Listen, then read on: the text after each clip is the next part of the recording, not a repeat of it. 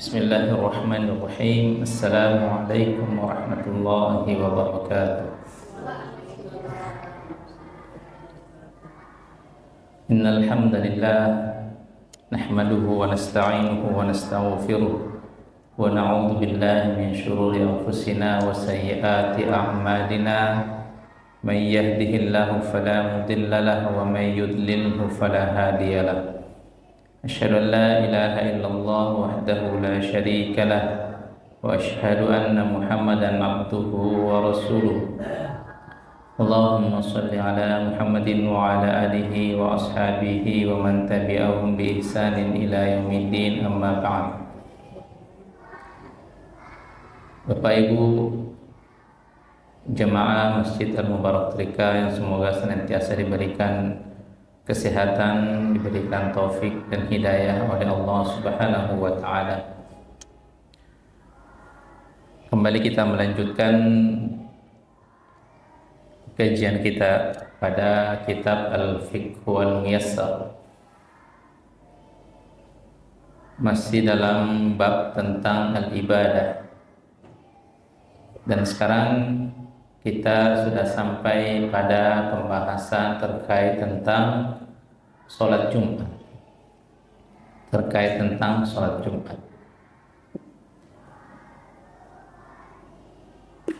Sebelum kita melanjutkan bahasan kita pada kitab Al-Fiqhul Muyassar, saya ingin menjelaskan dulu. Kemarin ada yang bertanya ya terkait tentang bagaimana hukum menjamak sholat ya bagi wanita yang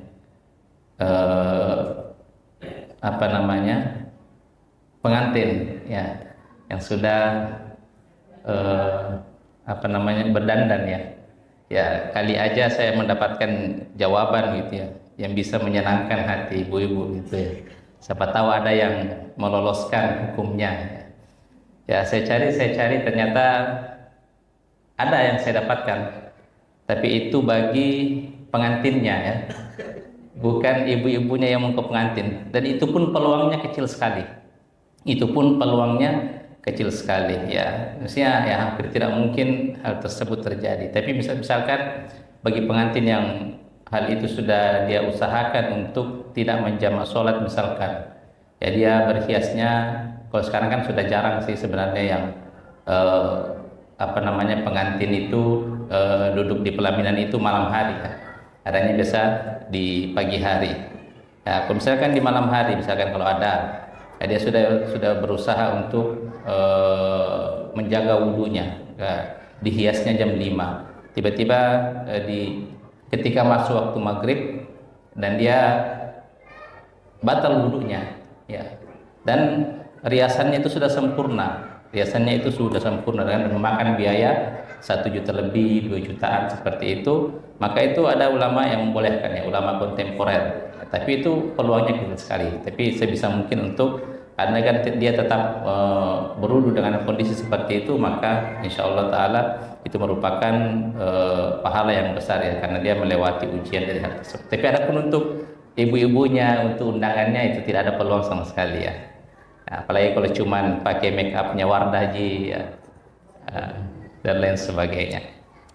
Kemudian yang kedua terkait tentang seorang yang sholat di rumah tapi ingin ikut berjamaah di masjid ya, karena mendengarkan suara imam melalui speaker ya. Suara imam melalui speaker itu juga tidak ada sama sekali ulama yang membolehkan ya, karena itu tidak mendapatkan tujuan kita berjamaah di masjid. Apalagi kalau safnya tidak bersambung ya, karena yang namanya saf bersambung itu di belakang dan lain sebagainya. Karena akan menjadi bermudah-mudah orang itu bila mana dibolehkan berjamaah di rumah dengan mengikuti suara imam di masjid ya. Nanti orang banyak lebih baik saya sholat berjamaah di rumah saja, dan itu maka sama sekali tidak diperbolehkan. Wallahu ta'ala. Baik, kita melanjutkan pembahasan kita pada kitab Al-Fiqhul Muyassar terkait tentang sholatul Jum'ah. Hukmuha wa dalilu dzalik. Al-jum'atu fardhu 'ainin 'ala rijal. Ya. Salat Jumat itu merupakan fardu ain bagi laki-laki.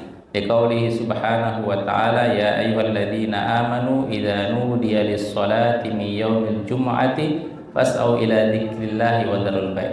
Hai orang-orang yang beriman, apabila dipanggil untuk salat min yaumil jum'ati, pada hari Jumat, fas'au ila dzikrillah, maka bersegeralah untuk mengingat Allah. Artinya mengingat Allah di sini bersegeralah untuk mendengarkan khutbah, bersegeralah untuk hadir ke masjid dan mendengarkan khutbah Jumat. Wadharul bai', dan tinggalkan jual beli. Ya, jual beli. Maka disinilah pentingnya juga kita memahami teks ayat itu sesuai dengan pemahaman para ulama. Ya, karena ada sebagian orang, yaitu orang-orang yang ya pemahamannya nyeleneh ya, yang dia mengatakan ya Allah cuma katakan fas'au ila dzikrillah. Apabila sudah azan Jumat, maka fas'au ila dzikrillah, bersegeralah untuk berzikir kepada Allah. Nah, jadi tidak perlu salat Jumat ya. Allah kan katakan di sini zikrillah. Yang penting berzikir kepada Allah. Ya, maka disinilah pentingnya kita ketika membaca ayat-ayat itu, kita tidak memahaminya secara tekstual ya. Kita kembalikan kepada pemahaman para ulama apa yang dimaksud dengan fas'au ila dzikrillah. Kemudian wadharul bai', dan tinggalkanlah jual beli. Dan tinggalkanlah jual beli. Maka bila mana azan Jumat dikumandangkan pada waktunya, pada waktu masuknya waktu Jumat, maka segala aktivitas pekerjaan ya, meskipun di sini yang disebutkan hanya tinggalkan jual beli, maka itu mencakup segala aktivitas pekerjaan yang lain. Baik itu mencangkul ya bagi petani di sawah, baik itu orang yang di kantoran. Maka ketika mereka masih melakukan aktivitas-aktivitas di kantor yang terkait tentang pekerjaan, maka itu haram hukumnya. Ya.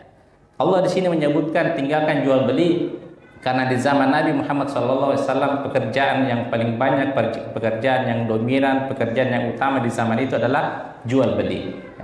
Ya, tapi tidak hanya jual beli, masuk dalam pekerjaan apapun. Bila sudah masuk waktu Jumat, maka haram hukumnya untuk kita tetap bekerja di waktu tersebut. Ya, haram hukumnya untuk tetap bekerja di waktu tersebut. Maka kita bersegera datang ke masjid untuk mengikuti Jumatan, mendengarkan khutbah. Wa liqauli sallallahu alaihi wasallam, rawahul jum'ati wajibun ala kulli muhtalim. Ya. Wa qaulu sallallahu alaihi wasallam, la yantahiyanna aqwamun an wad'ihimil jum'at aw la yahtimannallahu ala qulubihim thumma la yakunanna minal ghafilin. Ya.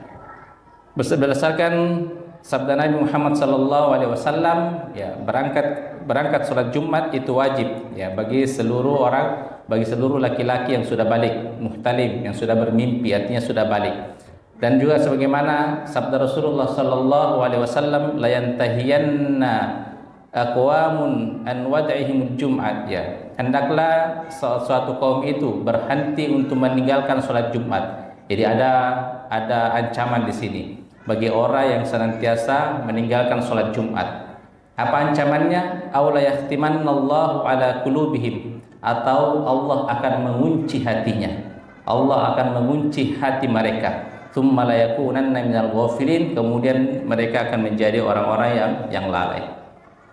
Jadi seseorang yang meninggalkan sholat Jumat, yaitu dalam keadaan meremehkan, ya, dalam keadaan malas dan lain sebagainya, maka diancam oleh Nabi Muhammad SAW. Hal tersebut bisa menjadi penyebab Allah akan mengunci hatinya. Kalau Allah sudah mengunci hati seseorang, maka mau nasihat apapun, mau siapapun yang menasihatinya, entah itu Nabi sekalipun, entah itu malaikat yang turun, kalau Allah sudah mengunci hatinya, maka tidak ada yang mampu bisa menyadarkannya. Ya. Misalnya kalau kita tanda-tanda orang dikunci hatinya itu, kalau kita katakan, Pak, pergi sholat. Sebenarnya saya paham, nah itu kalau sholat itu wajib ya, cuman saya malas. Itu biasa tanda-tanda orang yang dikunci hatinya. Atau biasa ada orang yang mengatakan,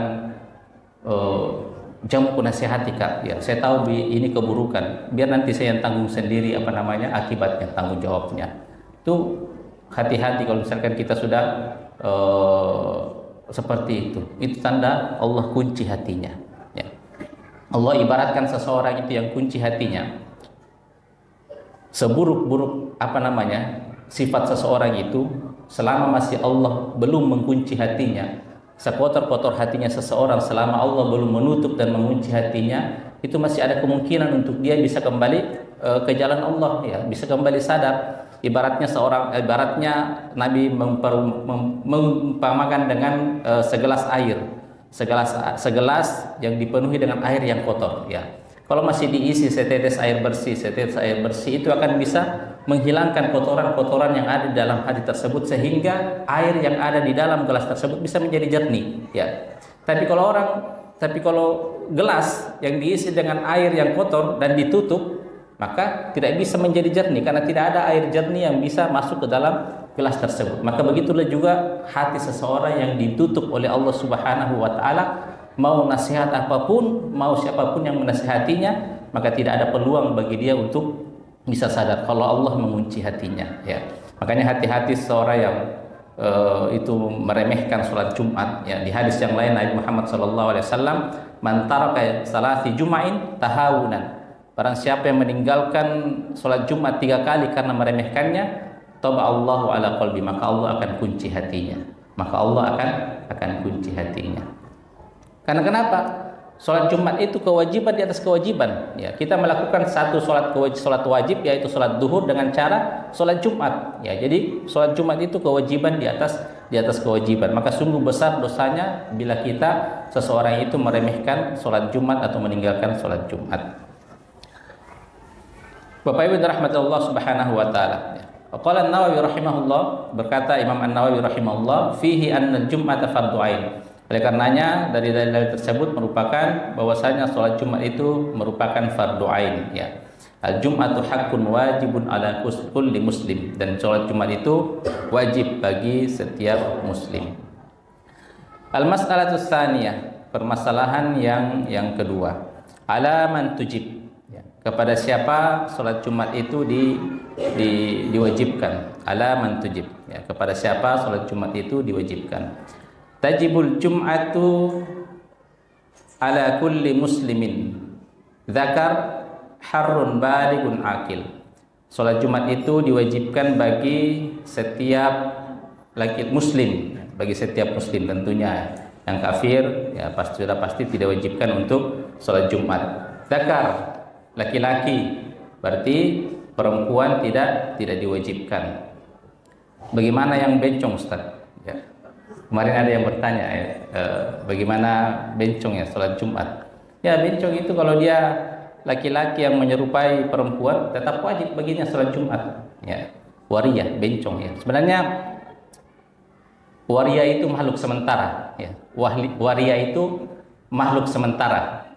Tapi waria yang bagaimana? Ya, kalau dalam fikih Islam itu, dalam fikih agama kita, waria itu makhluk sementara. Tapi yang namanya waria yang hakiki, waria yang sebenarnya, itu waria yang dilahirkan, ditakdirkan oleh Allah Subhanahu wa taala, lahir dalam keadaan berkelamin ganda atau lahir dalam keadaan tidak punya kelamin. Hanya dua itu. Tapi itu sifatnya juga sementara. Dia harus seseorang yang lahir dalam keadaan berkelamin ganda, maka dia harus ditentukan apakah dia laki-laki atau perempuan. Maka bagaimana cara menentukannya? Ya, memastikannya bahwasanya dia laki-laki atau dia perempuan. Nah, kalau di zaman sekarang mungkin gampang ya, dengan USG. Kemudian melihat kira-kira dalam dirinya ada tanda-tanda perempuan tidak, misalkan ada rahimnya. Ya, saya wallahu taala alam bagaimana cara melihat rahim, di umur berapa seseorang itu bisa dilihat rahimnya kalau dia perempuan. Ya. Tapi kalau di zaman dulu, cara menentukan seorang yang lahir dalam berkelamin ganda, ya, apakah dia perempuan atau laki-laki, itu dilihat ya dari kedua kelaminnya itu mana yang kencing, ya, mengeluarkan air kencing. Ya, kalau misalkan yang mengeluarkan air kencing itu adalah zakarnya, berarti dia laki-laki. Nah, kalau misalkan yang mengeluarkan air kencing itu adalah farjinya, berarti dia perempuan. Tapi ternyata dua-duanya mengeluarkan air kencing, ya, maka dilihat lagi mana yang lebih dahulu mengeluarkan air kencing, ya, apakah zakarnya atau farjinya. Ternyata sama-sama mengeluarkan, bersamaan mengeluarkan air kencing. Ya, maka dilihat lagi mana yang lebih banyak. Ya, begitu cara menentukannya ya. Mana yang lebih banyak? Apakah zakarnya lebih banyak mengeluarkan air kencing, air, atau farjinya? Ternyata sama juga. Ya, maka kalau kondisinya seperti itu, maka ditunggu sampai dia besar sehingga ada tanda-tanda pada dirinya bahwasanya dia laki-laki atau dia perempuan. Misalkan laki-laki apa namanya? Jagung. Ya, jagung berarti dari kaki, atau perempuan misalkan membesar payudaranya. Oh, berarti dia perempuan. Nah, setelah diketahui itu maka berhenti statusnya sebagai waria. Makanya waria itu sebagai makhluk sementara ya. Bagaimana yang di pinggir-pinggir jalan, Ustaz? Ya. Oh, itu bukan waria itu ya. Nah, itu kalau waria dalam bahasa agama kita namanya khunsa. Tapi kalau yang dia laki-laki tapi berperilaku perempuan ya, gemulai, suaranya dibuat-buat seperti perempuan ya, itu namanya al-khannas, al-mutakhannis ya, yang ya berperilaku laki-laki, dan itu dilaknat oleh Allah Subhanahu wa taala. La'anallahu al-mutakhannitsat minan nisa wal mutarajjilat al-mutakhannisat minar rijal wal mutarajjilat minan nisa. Allah melaknat seseorang yang seseorang laki-laki yang berperilaku perempuan dan seorang perempuan berperilaku laki-laki, tomboy ya. Allah melaknat itu dosa besar. Ya, jadi kadang saya heran dengan orang tua yang membiarkan anaknya seperti itu. Ya, saya kadang heran orang tua yang membiarkan anaknya seperti itu. Kalau ada bencong misalnya laki-laki yang berperilaku perempuan, maka dia hukumnya tetap laki-laki. Ya, segala hukum-hukum fikih yang berkaitan dengan laki-laki tetap dia wajib untuk menjalankannya. Jadi diwajibkan sholat Jumat itu bagi laki-laki muslim, laki-laki bukan budak ya, yang bebas balik dan yang sudah balik dan berakal. Berarti orang gila tidak diwajibkan untuk sholat Jumat. Qadirun ala ityaniha, dia punya kemampuan untuk mendatangi sholat Jumat. Berarti tidak sakit ya, dia mampu untuk mendatangi masjid untuk menunaikan sholat Jumat. Mukimin, orang yang mukim, tidak dalam keadaan safar. Ya, maka fala tajibu ala abdin mamluk, ala abdin mamlukin aw imra'atin aw sabiyyin aw majnunin aw maridin aw musafirin. Jadi kesimpulannya tidak diwajibkan atas seorang hamba ya. Kemudian seorang perempuan, kemudian seorang anak kecil, seorang yang gila, orang yang sakit dan orang yang musafir. Liqauli sallallahu alaihi wasallam, al-jum'atu haqqun wajibun ala kulli muslimin fi jamaah. Salat Jumat itu wajib bagi seluruh laki-laki yang mampu untuk diwajibkan sebagai salat berjamaah. Illa arba'ah, kecuali 4 golongan, amdun mamlukun aw imra'atun aw sabiyyun aw maridun. Kecuali hamba yang zaman sekarang sudah tidak ada istilah budak ya, budak sahaya, itu di zaman Nabi Muhammad sallallahu alaihi wasallam. Imra'atun aw sabiyyun aw maridun, atau perempuan atau laki-laki atau orang yang sakit. Wa ammal musafiru fala talzamuhul jum'ah. Adapun musafir maka tidak diwajibkan baginya salat Jumat. Di anna Nabiy sallallahu alaihi wasallam lam yakun yusalliha fi asfarihi. Karena Nabi sallallahu alaihi wasallam itu tidak pernah salat Jumat dalam keadaan safar. Wa qad wafaqa yaumun Arafah fi hajjatihi Jum'ah. Padahal pernah Nabi sallallahu alaihi wasallam itu ketika berhaji, haji wada, itu haji wadanya bersama dengan hari Jumat ya. Wa ma'adzalika shallaha dhuhran wa jam'al asr. Dan pada saat itu beliau tidak salat Jumat, beliau salat duhur dengan menjama dengan salat asar. Ammal musafirul ladzi yanzilu baladan tuqamu fihi al-jum'ah fa innahu yusalliha ma'al muslimin. Adapun musafir yaitu safar nazil ya, menetap di singgah di suatu kampung, maka diwajibkan atau diharuskan baginya untuk sholat Jumat bersama kaum muslimin. Jadi Bapak Ibu yang dirahmati Allah Subhanahu wa taala. Jadi musafir yang mana bagi dia itu juga tidak diwajibkan baginya untuk sholat Jumat ya. Musafir itu ada 2 ya, safar itu ada 2. Ada safar sair, ada safar nazil. Safar sair itu adalah keadaan seseorang yang safar, yang dia memang berada di atas kendaraan ya, lagi memang dalam perjalanan, lagi bergerak. Safar nazil adalah seorang yang berstatus musafir tapi dia menetap di suatu kampung ya, mestinya menetap sementara di suatu kampung. Adapun yang safar sair itu sepakat para ulama tidak diwajibkan baginya untuk sholat Jumat ya. Sekarang lagi dalam perjalanan dari Pindrang ke Makassar masuk waktu sholat Jumat, maka boleh bagi dia untuk singgah ataupun dia tetap meneruskan perjalanannya dan nanti dia tinggal sholat duhur, ya, sholat duhur saja atau dijamak dengan sholat asar. Ya. Bagaimana dengan safar nazil? Safar nazil, ya, seorang yang dia musafir tapi lagi sedang menetap, tidak dalam keadaan berjalan, tidak dalam keadaan di atas kendaraan, dia menetap. Misalkan saya ke Jakarta, ya, dalam rangka pelatihan. Kemudian di Jakarta di hotel 3 hari, selama di hotel pelatihan 3 hari, ya, ternyata di situ ada hari Jumat, bertepatan dengan hari Jumat. Ya. Maka bagaimana bagi safar yang nazil? Ya. Maka sebagian para ulama mengatakan tetap bagi yang safar nazil itu jumhur itu tetap tidak diwajibkan baginya sholat Jumat. Tapi alangkah baiknya bagi dia untuk melaksanakan sholat Jumat bersama warga setempat, ya, untuk keluar daripada khilaf para ulama. Jadi tetap ya safar nazil karena statusnya musafir, dia tidak diwajibkan baginya sholat Jumat. Tapi alangkah lebih baiknya bagi dia untuk ikut sholat Jumat bersama kaum muslimin di daerah setempat itu. Jadi bagi musafir tidak diwajibkan untuknya sholat Jumat. Wa idza hadraha al-'abdu awil mar'atu awis sabiyyu awil maridu awil musafiru sahhat minhu.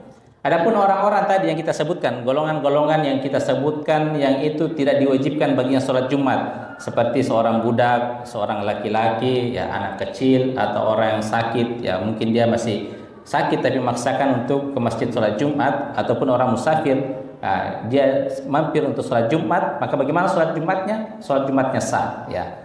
Wajazathu anhu an sholati duhri, dan itu sudah perwakilan, sudah gugur kewajiban baginya untuk sholat duhur, ya. Jadi kalau ada perempuan yang ke masjid untuk sholat Jumat, maka sudah gugur baginya untuk sholat duhur, ya. Jadi sholat Jumatnya itu pengganti daripada sholat duhurnya, yang tidak usah lagi diulang untuk setelah sholat Jumat dia sholat duhur kembali. Nah, sebagaimana kemarin ditanyakan, ada satu masjid, satu kampung, suatu daerah itu hampir jamaah di masjid tersebut kalau misalkan sudah selesai sholat Jumat, mereka berdiri kembali untuk melaksanakan sholat duhur, ya. Itu sesuatu yang tidak pernah dilakukan oleh Nabi Muhammad SAW, oleh para sahabat, bahkan oleh imam mazhab yang keempat, ya. Itu sesuatu yang dilebih-lebihkan, ya, takalluf, ya, jatuh kepada perkara bid'ah. Jadi sholat Jumat itu sudah menjadi pergantian daripada sholat duhur kita. Bapak Ibu yang dirahmati Allah Subhanahu wa taala. Kemudian al-mas'alatus tsalitsa waktuha, ya. Waktu sholat Jumat. Waktul jum'ati huwa waktu duhri. Ya, waktu sholat Jumat sama dengan waktu duhur. Min ba'di zawali ila ayyasira dhilli syai'i katulihi. Mulai daripada tergelincirnya matahari ke barat, ya, sampai bayangan benda itu sepanjang dengan bendahnya, atau mulai daripada masuknya waktu duhur sampai dengan masuknya waktu asar. Itu waktu ditunaikannya sholat Jumat, atau waktu seseorang itu sudah memulai Jumatan. Di hadis Anas bin Malik radhiyallahu anhu, sebagaimana hadis dari Anas bin Malik radhiyallahu anhu, anna Nabiyya sallallahu alaihi wasallam kana yusallil jum'ata hina tamilu syamsi. Bahwasanya Nabi Muhammad sallallahu alaihi wasallam itu sholat Jumat ketika matahari sudah tergelincir, ya, ke barat. Wa huwal marwiyu an ashabin Nabi sallallahu alaihi wasallam min fi'li, dan begitu juga yang diriwayatkan dari para sahabat, ya, praktek para sahabat juga pun demikian. Waktu Jumat itu sebagaimana waktu sholat duhur. Wala hadza faman adraka ra'atan minha qabla khuruji waqtiha faqad adrakaha. Oleh karena itu, barang siapa yang mendapati satu rakaat saja darinya dari waktu tersebut, maka dia sudah termasuk sholat pada waktunya. Wa illa shallaha dhuhran. Tapi jika tidak, maka dia dianggap sholat duhur. Liqaulihi sallallahu alaihi wasallam, man adraka ra'atan minas shalah faqad adraka shalah. Sebagaimana sabda Nabi Muhammad sallallahu alaihi wasallam, barang siapa yang mendapati satu rakaat dari sholat, maka faqad adraka shalah, maka dia mendapati sholat tersebut. Bapak Ibu dirahmati Allah Subhanahu wa taala. Waktu sholat Jumat. Ya, waktu sholat Jumat sebagaimana waktu sholat duhur. Ya, sebagaimana yang kita terangkan tadi. Di sini ada kaidah penting ya dari hadis Nabi Muhammad sallallahu alaihi wasallam yang mengatakan man adraka rakaatan minas shalah faqad adraka shalah. Ya. Barang siapa yang mendapatkan satu rakaat dari sebuah sholat, maka dia mendapatkan sholat tersebut. Ini merupakan kaidah penting dalam ilmu fikih. Ya. Akan banyak nanti hukum-hukum yang terkait daripada kaidah tersebut. Man adraka rakaatan minas shalah faqad adraka shalah. Barang siapa yang mendapatkan satu rakaat ya dari sebuah sholat, maka dia mendapatkan sholat tersebut. Contoh misalkan ya terkait tentang sholat Jumat. Ada orang dia sholat Jumat ya. Tiba-tiba di rakaat kedua batal wudunya ya. Misalkan di rakaat kedua imam sudah baca suratul Fatihah, wudunya batal ya. Akhirnya dia mengambil air wudu, dan apalagi kalau sholat Jumat kan agak sulit untuk keluar mengambil air wudu ya. Setelah mengambil air wudu, kembali masuk ke masjid bergabung dengan jamaah, ternyata dia sudah mendapati imam dalam keadaan sujud ya. Ini di rakaat kedua dia sudah mendapati imam dalam keadaan sujud ya. Dan dia pun takbiratul ihram kemudian langsung sujud ya.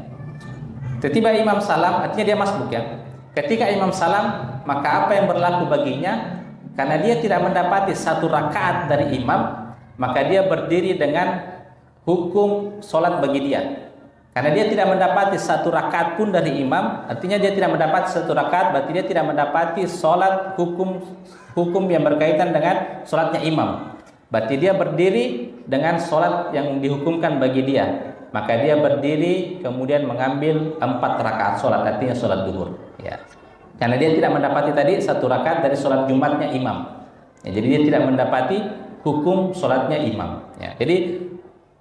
Jadi terkait kaidah ini ya, ada 2 yang berkaitan kaidah ini, hukum sholat kemudian waktu sholat. Itu tadi contohnya yang berkaitan dengan sholat Jumat ya. Jadi kalau dia tidak mendapati satu rakaat dari imam, karena tadi tiba-tiba di rakaat kedua sholatnya batal, kemudian setelah selesai mengambil air wudu kembali ke masjid dan dia mendapati imam sudah sujud ya, otomatis dia ketika nanti assalamualaikum dia berdiri dan menyempurnakan dengan sholat duhur ya, bukan sholat Jumat 2 rakaat. Itu kasus yang lain ya, dia dalam keadaan musafir, dalam keadaan safar ya, safar masuk waktu duhur, dia dapat masjid ya, orang di dalam masih berjamaah, dia ambil wudu, ketika dia masuk di masjid ternyata imam sudah di rakaat keempat ya, tapi dia masih mendapatkan satu rakaat dari imam ya, padahal dia musafir, ini dia safar ya. Karena sebagaimana kita jelaskan kemarin, seorang yang musafir itu bila dia bermakmum dengan imam yang mukim, maka dia wajib menyempurnakan sholatnya 4 rakaat, tidak boleh dikasar 2 rakaat ya, karena dia makmum kepada imam yang mukim ya, dan imam itu sholatnya 4 rakaat. Maka ketika dia masuk di rakaat keempat ya, dia mendapatkan satu rakaat dari imam, maka ketika sudah assalamualaikum, maka dia berdiri dan menyempurnakan 3 rakaat sisanya ya, 3 rakaat sisanya. Karena dia tadi mendapatkan satu rakaat, berarti dia ikut kepada hukum sholatnya imam. Dia selesai berwudu, ternyata dia mendapati imam itu sudah sujud terakhir ya.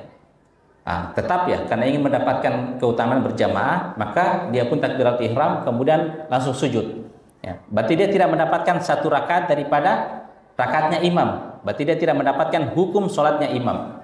Maka apa yang dia lakukan? Maka ketika sudah assalamualaikum, dia berdiri dan cukup menambah 2 rakaat saja ya, dengan sholatnya dia. Karena dia statusnya musafir, berarti dia mengqashar sholatnya ya. Aneh Ustaz, tadi mendapatkan satu rakaatnya imam, dia tambah 3. Yang ini tidak mendapatkan satu rakaatnya imam, tapi mendapatkan 2. Ya itulah fikih ya. Fikih itu tidak berkaitan dengan akal. Jadi begitu. Jadi man adraka raka'atan minas shalah faqad adraka shalah. Barang siapa yang mendapatkan satu rakaat dari sebuah sholat, maka dia mendapatkan hukum sholat tersebut. Ya, kalau tidak mendapatkan, berarti dia berdiri melaksanakan dengan hukum sholatnya dia, bukan hukum sholatnya imam. Ya, paham ya? Paham sampai sini. Kemudian terkait tentang waktu sholat, ya, terkait tentang waktu sholat. misalkan masuk waktu Jumatan, tiba-tiba gempa bumi atau apalah, ada musibah yang itu tidak memungkinkan seseorang itu melaksanakan sholat Jumat, gempa, ya orang bubar dan lain sebagainya, ya, gedung-gedung di luar sana hancur dan lain sebagainya. Menjelang 20 menit masuk waktu asar, suasana sudah kondusif, diumumkan, ya, kita akan segera melaksanakan sholat Jumat, kan masih di waktunya ini. Kita akan masih segera melaksanakan sholat Jumat karena waktu kondusif. Akhirnya dilaksanakan sholat Jumat 20 menit sebelum masuk waktu asar, khutbah, selesai khutbah, qomat, selesai, ternyata qomat itu sisa, selesai khutbah, qomat durasinya itu sisa 3 menit masuk waktu asar, ya. Cukuplah untuk mendapatkan satu rakaat sebelum masuk waktu asar. Kalau dia mampu mendapatkan satu rakaat sebelum masuk waktu asar, maka dia tetap mendapatkan hukum sholat Jumat, ya, hukum sholat Jumat. Ya, berarti dia cuma perlu untuk melaksanakan 2 rakaat saja. Ya. Tapi kalau kondisinya, ya seperti tadi, ya gempa, waktu tidak kondusif dan lain sebagainya untuk melaksanakan sholat Jumat, tiba-tiba 20 menit sebelum masuk waktu asar, ya, diumumkan akan sholat Jumat. Ternyata khotibnya lama sekali, ya, tidak mengerti keadaan, lama sekali. Selesai khutbah sisa 1 menit, qomat dan lain sebagainya. Itu tidak cukup untuk mendapatkan 1 rakaat masuk waktu asar. Misalkan imam masih Allahu Akbar, baca Al-Fatihah, orang sudah azan, ya, azan. Berarti belum mendapatkan 1 rakaat. Maka bagaimana hukumnya seperti itu? Maka dia sholat duhur dengan niat qadha. Jadi sudah tidak mendapatkan waktu sholat Jumat karena tidak mendapatkan 1 rakaat, ya, di waktunya untuk melaksanakan sholat Jumat, ya. Dan banyak kasus-kasus yang berkaitan dengan kaidah tadi. Barang siapa yang mendapatkan 1 rakaat dari sebuah sholat, maka dia mendapatkan sholat tersebut. Seperti contoh wanita yang haid, ya. Wanita yang haid, misalkan sudah di hari ke-7, ya, atau di hari-hari terakhir dia akan suci sebagaimana normalnya dia haid. Sudah sholat subuh dicek, oh ternyata masih ada berkas bercak darah, ya, masih haid. Sholat duhur, ya, sudah mulai tidak mendapatkan darah. Masuk asar dicek, ya, sudah mulai bersih, tapi masih ragu-ragu. Tiba 15 menit sebelum masuk waktu maghrib, ya, dia merasakan ada keluar, ya, tapi yang ternyata yang keluar itu adalah qissatul baydha, lendir yang menandakan, lendir putih yang menandakan bahwasanya dia sudah suci, ya. 15 menit itu kira-kira cukup tidak bagi dia durasinya untuk mandi dan mendapatkan sholat asar, ya. Mandi, buka baju, mandi tanpa, ya, tidak pakai sabun, ya. Pokoknya cukup bagi dia, yang penting sah mandi wajibnya, ya. Kalau dia dalam kondisi itu dia mendapatkan, meskipun hanya mendapatkan 1 rakaat, maka wajib bagi dia untuk melaksanakan sholat asar, ya. Jadi durasinya seperti itu. Yang penting durasinya itu dihitung bukan dari apa namanya. Jenisnya dihitung bagi dia kira-kira cukup tidak bagi dia untuk mandi wajib, setelah itu bersegera untuk menunaikan sholat asar, ya. Tapi kalau misalkan dia cek 5 menit sebelum masuk waktu asar, ya, dia cek ternyata betul-betul bersih. Tapi kalau dihitung-hitung tidak cukup baginya untuk mendapatkan sholat asar, maka tidak ada kewajiban. Meskipun dia bersihnya itu di waktu asar, ya, tapi 5 menit sebelum waktu asar, ya. Tapi dia kalau dihitung-hitung dia tidak akan bisa mendapatkan meskipun 1 rakaat, maka tidak ada kewajiban baginya untuk sholat asar, ya. Tapi adapun misalkan 15 menit dia cek ternyata sudah betul-betul bersih, ya, ada lendir putih menandakan bahwasanya dia bersih 15 menit, tapi dia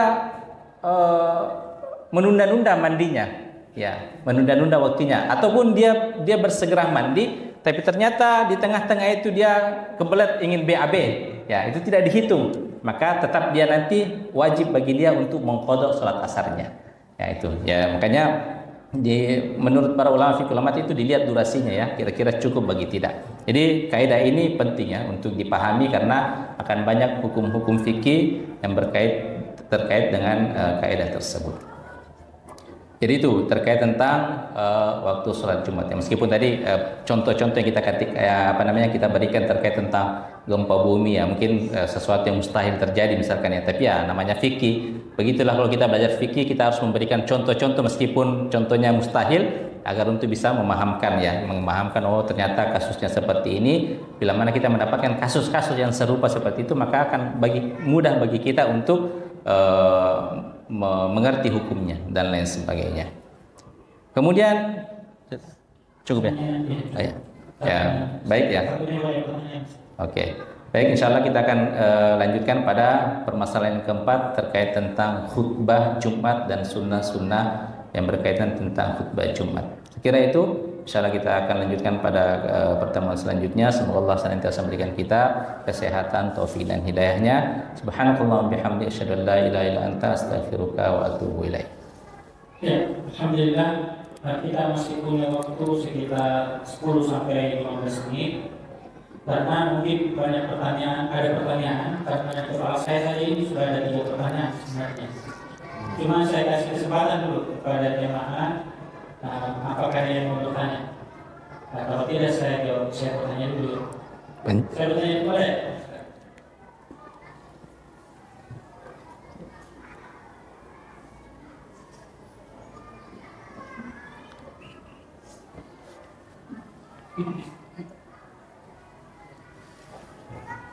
Terima kasih kesempatan diberikan oleh kami. Assalamualaikum warahmatullahi wabarakatuh. Waalaikumsalam. Dan ini kami bertanya ke Ustaz terkait kesempurnaan salat Jumat.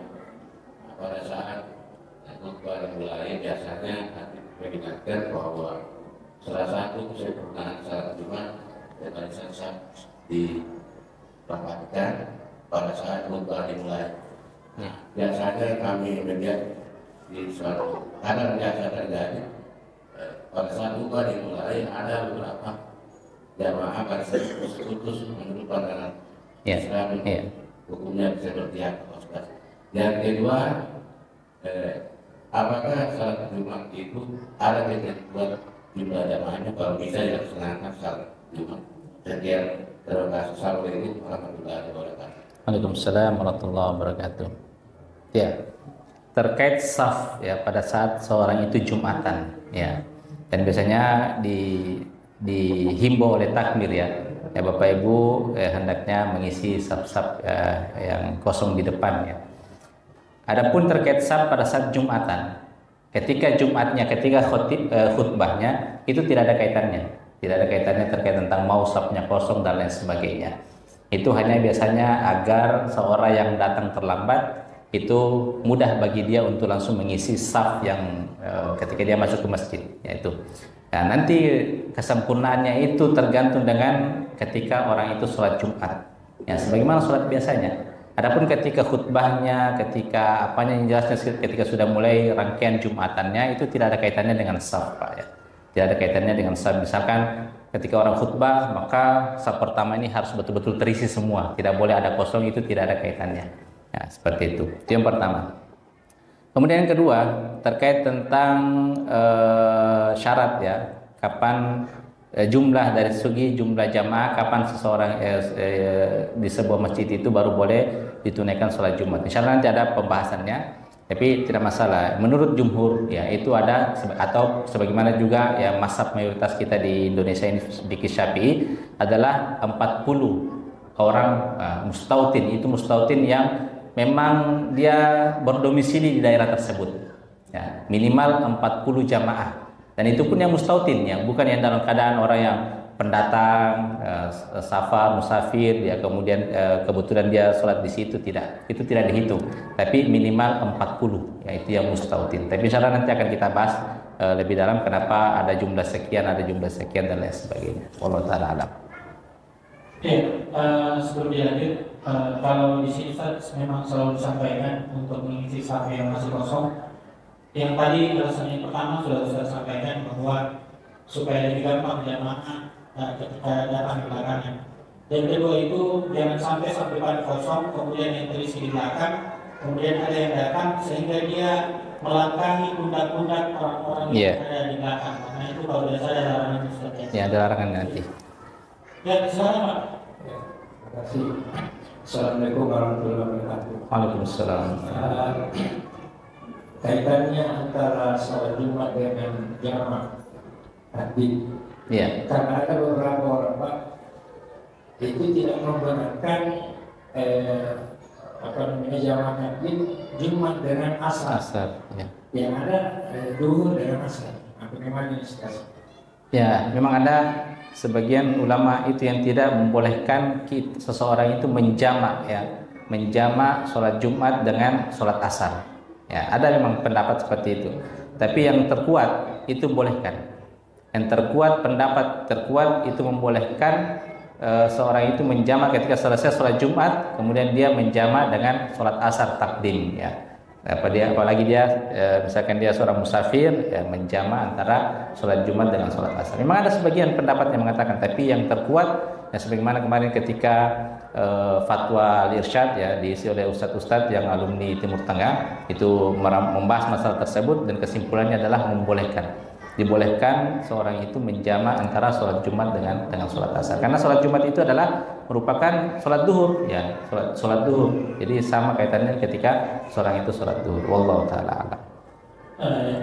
Cukup Pak, kalau saya bertanya. Ya. Ini mengenai jamak sholat Ustaz. Terkadang di kalangan kita masih banyak perbedaan pendapat tentang jamak takdim dan jamak takhir. Ada yang berpendapat bahwa kalau jamak takdim itu misalnya dulu sama asar, dia sholat dulu sama baru asar. Yeah. Tapi kalau jamak takhir, dia sholat asar dulu baru sholat duhur. Iya, ada. Ya. Ya, kan banyak pemikiran seperti ini. Kalau dia jamak takhir, dia sholat asar dulu baru sholat duhur dulu.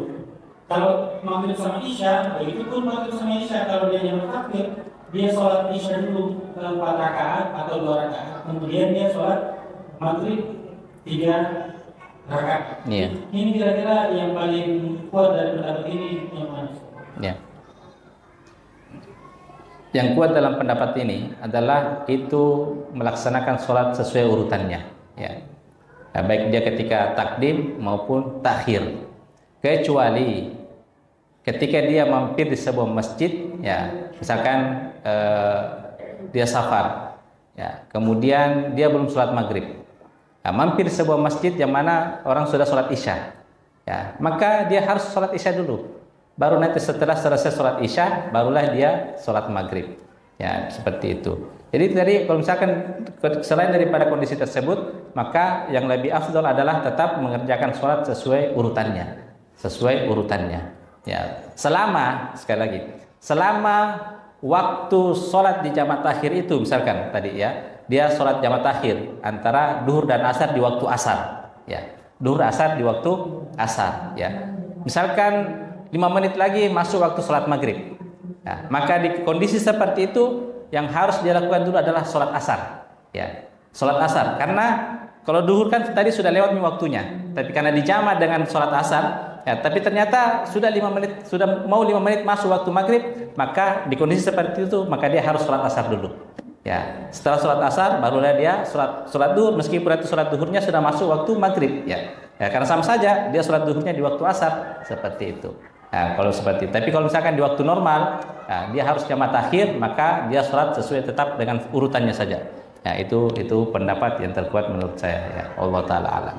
Yes, karena saya juga pernah mendengarkan satu pendapat sama sebenarnya, cuma terkait tadi misalnya saya mau jamak takhir, ya, di waktu maghrib sama isya. Dan isya. Ini saya pernah tanyakan, bagaimana kalau misalnya saya belum sholat maghrib, Ya. kemudian saya singgah di suatu masjid yang sholat isya, sama saja kasusnya. Bagaimana itu? Karena kan orang sholat isya 4 rakaat, kalau maghrib kan 3 rakaat. Pilihannya katanya yang pertama, ketika di rakaat ketiga kita langsung tahiyat Akhir. kemudian salam, kemudian ikut bangkit untuk menunaikan sholat Isya.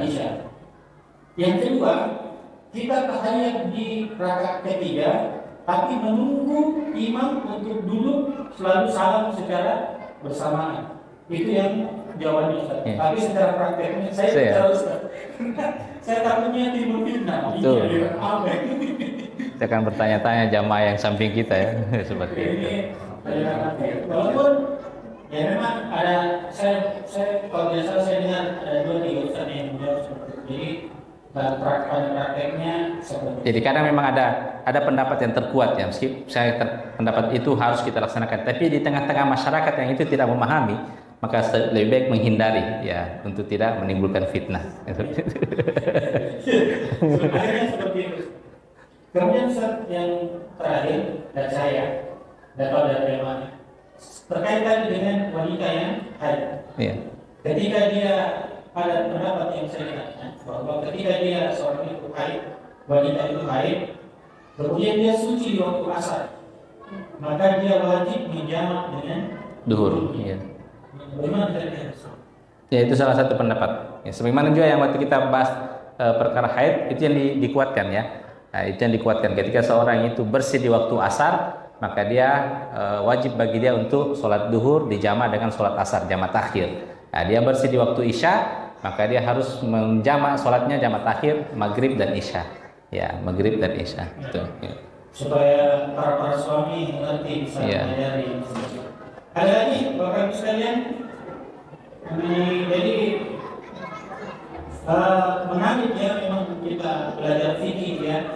Jadi jangan sampai nanti kita melaksanakan ibadah tapi tidak tahu caranya.